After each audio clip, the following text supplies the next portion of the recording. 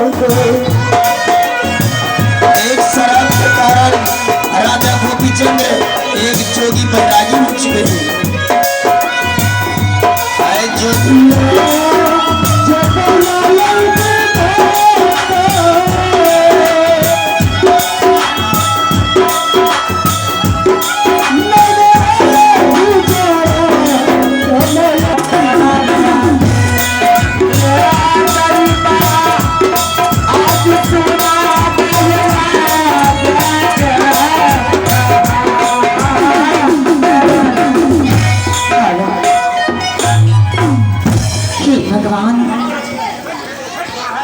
जब से मेरा बेटा शिकार खेलने के लिए गई है, लेकिन आज वापस मेरा बेटा नहीं आया है। ना जाने मेरा लाल कहाँ होगा।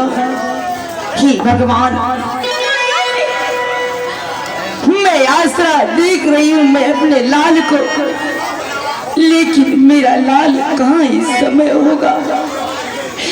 अगर मेरे लाल को कुछ हो जाएगा तो मैं इस महल में जिंदा नहीं बचूंगी। आज मैं देखती हूँ आसरा मैं अपने लाल को, मेरी लाल कहाँ है।